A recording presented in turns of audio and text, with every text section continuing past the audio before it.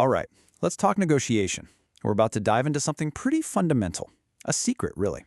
We're going to take a hard look at the one tool that most of us think is our biggest weapon, and I'm going to show you why it might actually be what's causing you to fail.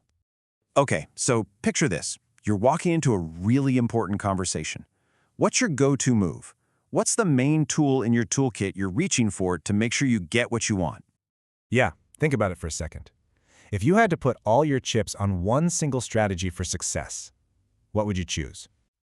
I'm willing to bet most of you, probably me included, would say this: a strong, logical argument, right? You build this perfect, rock-solid case based on facts and data that's just undeniable, too good to argue with. I mean, that's the classic advice, isn't it?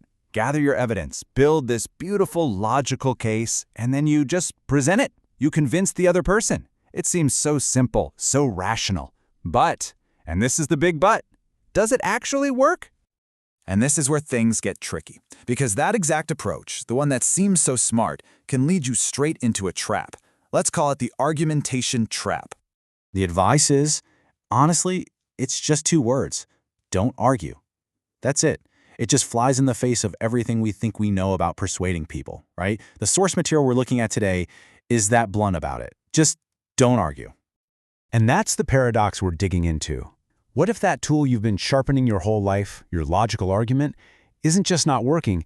What if it's actually the obstacle, the very thing that's blowing up the deal?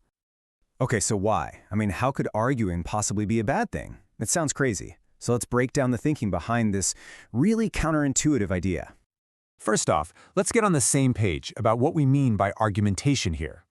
We're talking about the belief that if you just stack up enough proof, enough logic, the other person has no choice but to agree with you. It's a strategy that's built on a huge assumption that people make decisions based purely on rational thought. And, well, there's the problem right there. Because that assumption, it's just wrong. It's a fundamentally flawed view of how we humans actually work. I love how the source material puts it. We all like to think of ourselves as these super logical beings, right?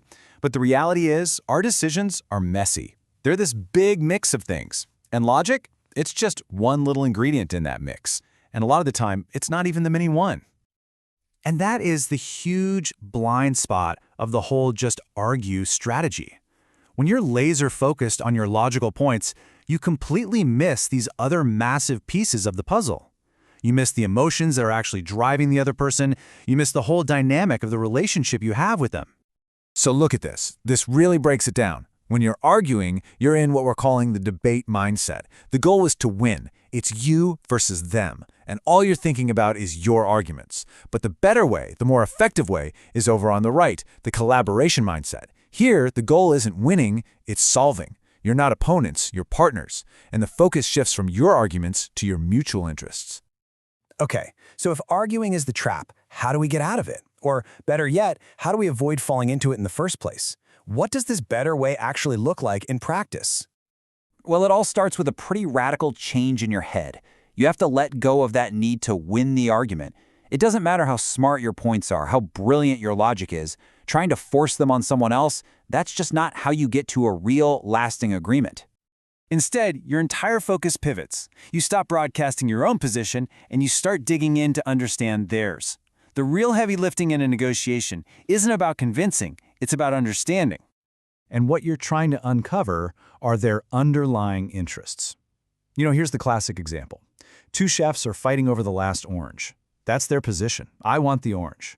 But if you stop and ask why, one chef says, well, I need the juice for a sauce. The other one says, I need the zest from the peel for a cake. And boom, the problem just vanishes. Their positions were in conflict, but their underlying interests weren't at all. That's what we're talking about here. The real needs, the fears, the wants that are hidden beneath what they're saying they want.